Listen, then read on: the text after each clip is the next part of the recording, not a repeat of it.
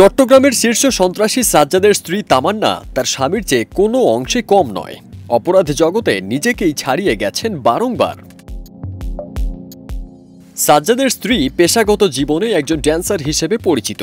দুবাইয়ে বিভিন্ন নাইট ক্লাবে কাজ করার সময় সেখানেই তার পরিচয় হয় সাজ্জাদের সঙ্গে। এরপর মোবাইল নম্বর আদান প্রদানের মাধ্যমে সম্পর্ক শুরু হয়ে বিয়ে পর্যন্ত করায়। 2024 সালে তারা রাউজানের একটি মসজিদে বিয়ে করেন। এটি তামান্নার তৃতীয় বিয়ে এবং সাজ্জাদের দ্বিতীয় বিয়ে। বর্তমানে তামান্নার আগের ঘরের একটি সন্তান রয়েছে। অভিযোগ আছে, এক এক যুবককে কথিত বিয়ে করে ওই যুবকদের থেকে টাকা পয়সা হাতিয়ে সটকে পড়তেন তামান্না। সাজ্জাদও তার তেমনই এক স্বামী। সাজ্জাদকে বিয়ের পর দুজনই অপরাধের বেপরোয়া জীবনযাপন শুরু করেন। চট্টগ্রামের বোয়ালখালী উপজেলার মেয়ে তামান্না আহমেদ পড়েন চট্টগ্রামের এমইএস কলেজে। তখনই ছাত্রলীগের রাজনীতিতে যুক্ত হন।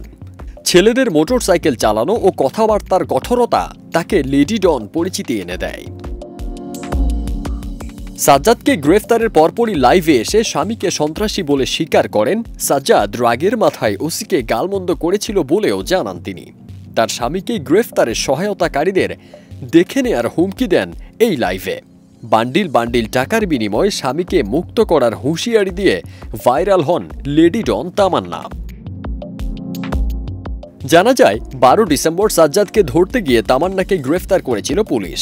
6 জানুয়ারি জামিনে বের হয়ে নিজের ভ্রূণ হত্যার অভিযোগ করে বায়েজিদ বোস্তামি থানার ওসি আরিফুর রহমান সহ আরও 2 এসআই এবং অন্যান্য কয়েকজনের বিরুদ্ধে মামলা করেন তামান্না।